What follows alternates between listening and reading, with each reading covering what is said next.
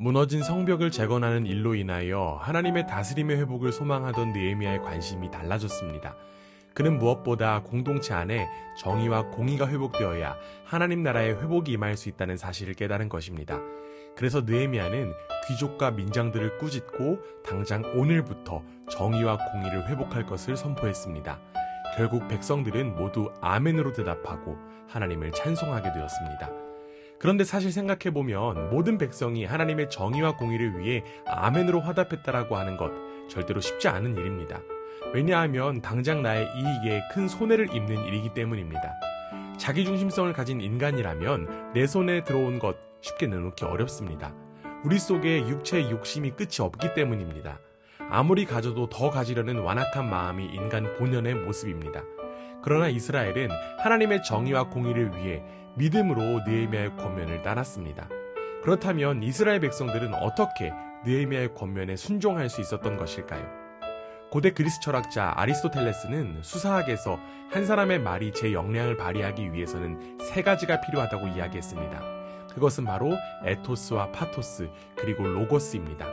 먼저 에토스는 인격과 성품과 같은 사람의 됨됨이를 가리키는 단어입니다. 또한 파토스는 감정 또는 정서를 의미합니다. 마지막으로 로고스는 논리를 가리킵니다.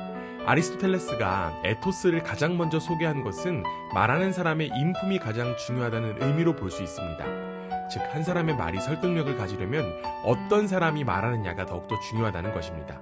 그리고 이어서 중요한 것은 바로 말하는 사람의 마음이 얼마나 담겼느냐는 파토스입니다. 같은 맥락에서 볼 때 느헤미야의 권면에 이스라엘 백성이 순종할 수 있었던 비결은 바로 느헤미야의 사람됨 때문이었습니다.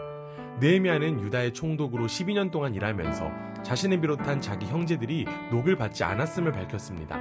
느헤미야의 관심은 오직 예루살렘 성벽 공사에 있었습니다.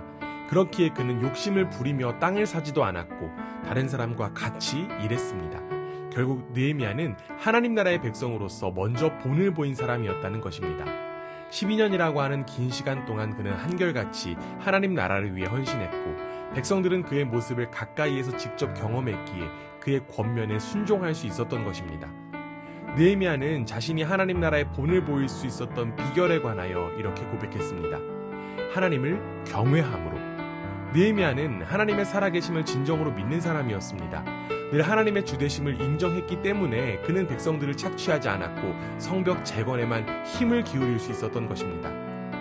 여호와를 경외하는 것이 모든 지식의 근본임을 믿습니다. 하나님 나라의 백성으로서 본을 보이는 삶, 바로 여호와를 경외하는 것에서부터 시작됨을 기억하고 하나님을 경외함으로 이 세상과 이웃의 하나님 나라의 회복의 도구로 귀 쓰임 받는 우리 모두가 되기를 간절히 원합니다. 느헤미야의 권면을 이스라엘 백성이 순종할 수 있었던 두 번째 비결은 바로 파토스에 있었습니다. 그는 백성들을 진심으로 사랑했습니다. 그의 사랑은 단순한 감정만 가득한 사랑이 아니었습니다. 그는 하나님 나라의 백성들을 향한 그 사랑의 감정을 삶에서 직접 증명했습니다. 그는 수많은 백성을 먹이는 일에 관심을 가졌습니다. 또한 느헤미야는 백성들이 많은 녹을 내며 고통당하는 일을 걱정하며 녹을 내지 않게 했습니다.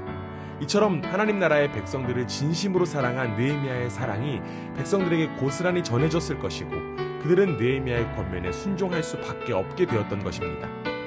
우리 모두는 하나님 나라의 백성으로 부름받았는 줄 믿습니다. 그렇기에 우리도 하나님 나라의 가치와 방식을 세상에 드러내야 합니다. 즉, 우리는 로고스를 드러내야 합니다. 그리고 그 일은 바로 우리의 말과 행실로 가능한 줄 믿습니다.